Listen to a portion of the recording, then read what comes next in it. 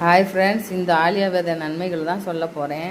இந்த ஆலியா விதையை நம்ம தண்ணியில் ஊற போட்டு நைட்டில் கழுவிட்டு ஊற வச்சுருந்தா இதில் ஒரு ஜெல்லு மாதிரி ஃபார்ம் ஆகும்.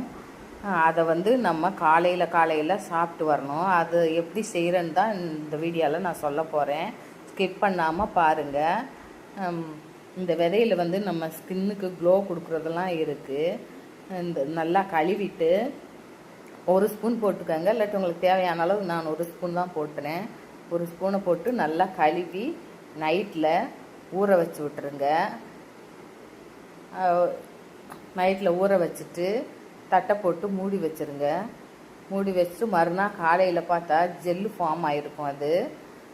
அதுக்கப்புறம் நம்ம காலையில் டீ குடிக்கிறோம்ல, அதுக்கு பதில் இந்த பாலை காய்ச்சி பாலில் அந்த ஆலியா விதை ஜெல்லு மாதிரி இருக்கிறத நம்ம ஊற்றி கலக்கணும். கொஞ்சம் பால் காயவும் நம்ம ஊற்றிக்கிடலாம். நீங்களும் இது மாதிரி செஞ்சு பாருங்கள். உங்கள் வகுறு கம்மியாகும். வகுறு கம்மியாகிறதுக்கு தான், தொப்பை குறையிறதுக்கு தான் இருந்தது. இதிலே குடிச்சிட்டு வர முடியல. நம்ம ஸ்கின்னும் நல்லா க்ளோ ஆகும். நம்ம பாடி ஃபுல்லாகவே ஸ்கின்னும் நல்ல ஒரு பளபளன்னு இருக்கிறத தன்மையை கொடுக்கும். பாருங்கள், ஜெல்லு மாதிரி ஃபார்ம் ஆயிடுச்சு. இந்த தண்ணியை நம்ம கீழே ஊற்றக்கூடாது, இந்த பாலில் தான் ஊற்றணும்.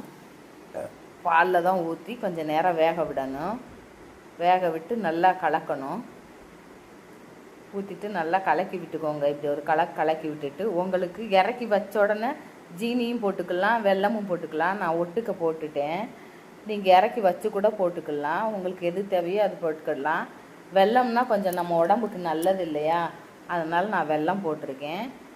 வெல்லம் போட்டு நல்லா சுண்ட கொஞ்சம் காஞ்ச பிறகு எடுத்து ஒரு பவுலில் ஊற்றி கொஞ்சம் வெதுப்பான இதில் நீங்கள் சாப்பிட்டு வந்தால் உங்களுக்கு ஸ்கின்னு க்ளோ ஆகும். தேவையில்லாத கொழுப்புக்களை கரைக்கிறக்கூடிய சக்தி இந்த ஆலியா விதைகளுக்கு உண்டு.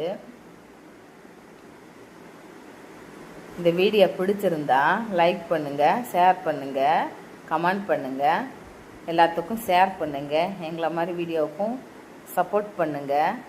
இது எப்படி இருக்குன்னு செஞ்சு சாப்பிட்டு கமெண்டில் சொல்லுங்கள் ஃப்ரெண்ட்ஸ். வகுறு தொப்பை இருக்கிறவங்க இதை நீங்கள் யூஸ் பண்ணி பாருங்கள். அடுத்து இதே இதில் ஃபேஸ் பேக் எப்படி பண்ணுறதுன்னு நான் சொல்கிறேன்.